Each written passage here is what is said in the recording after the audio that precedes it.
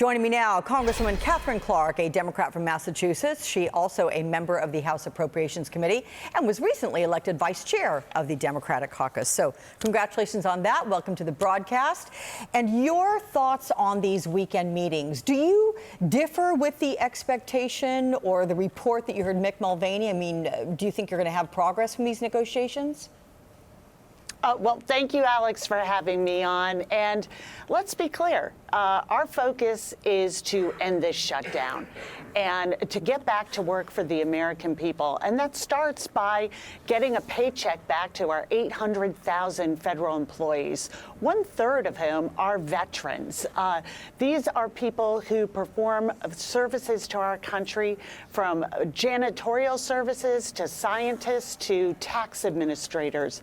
And we have to make sure that this government is open. And that is exactly the bill that we passed in the House. It is one that we took from Republicans in the Senate. So let's open up government, and then we can negotiate in a compressed time frame how we deal with immigration reform and border security. What do you think about Susan Collins and her proposal that you open up the government department by department? Do you think that's viable? Is that something that you could see happening?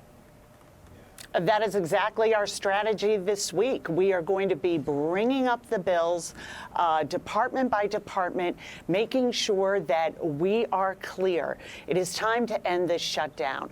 What we have here is a president who is putting a campaign promise, a pet project of his that isn't flushed out, doesn't make sense, and it really is the theater of the absurd, but it has such real consequences for the American people. And I think as we miss that first paycheck to federal employees this week, the pressure on the president is only going to mount. He is holding the American people in hostage for the wall. And it's an absurd proposal, and we need to open up government and get to work on truly negotiating border security and how we address the humanitarian crisis at our border. Do you think the president is feeling the pressure? Because it appears as if he's offering a concession, or do you see it that way, to change the dynamic of the wall from being this big, beautiful concrete barrier, as he's described it numerous times, to being a metal steel fence?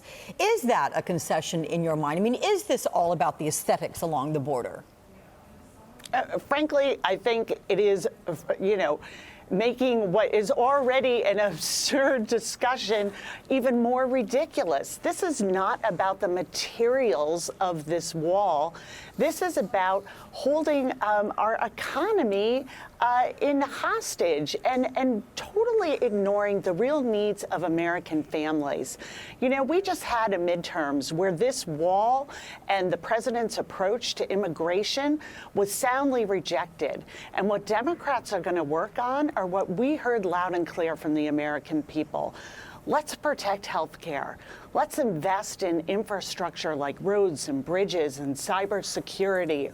Let's look at climate change. Let's make sure that we're putting transparency and accountability back into the work we do in Congress, which is exactly what we did when we introduced H.R. 1 this week. And if we look to next week, on Tuesday, we're going to be introducing comprehensive background checks for gun owners. And that is the type of work that we heard from the American people in the midterms they want us to focus on. That is what this Congress should be working on. And instead, we have a president who is simply responding to what he perceives is the issue of his base and those very conservative news commentators who seem to have tremendous control over his agenda. Is that why the discussion about the shutdown has been pretty much focused on the border wall, the rhetoric from the president himself? Because often missing from these discussions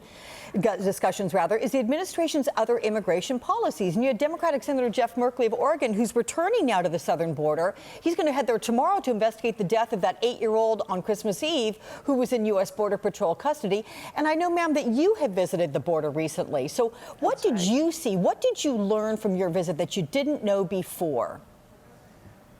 You know, when I went to the border, Alex, I was hoping that maybe there'd be another side, that there would be some order, some system that I was missing. And what was so alarming and so disturbing was the chaos from the reports of the border were exactly what I saw. I saw children in cages, very small boys in detention centers lying on concrete blocks with nothing else to shelter them. We had moms hugging members of Congress, crying about they didn't know where their children were. They had not been allowed to talk to them. And we talked to Border Patrol agents who simply didn't know what they were supposed to do. This whole family separation policy was rolled out in a way that it caught people by surprise, but it has very real impact on people coming to this country to seek refuge. And to try and set immigration policy in this country in such a cruel and callous way has become the hallmark of this president. And to have this focus on a wall that doesn't provide security, there is no plan on what the full cost would be or what the proposal is, and to have him try and say, I'm here negotiating in good faith over immigration reform and border security by talking about which materials are going to make up this hypothetical and ridiculous wall is an insult. And we've had a lot of talk this week, but I think it boils down to this. This is a campaign promise that never made any sense. And now we have a president who is willing to do anything to fulfill it. And real Americans are being hurt. And he has to realize he's president of the United States. He represents all Americans. And those values and those concerns should be leading and not this wall.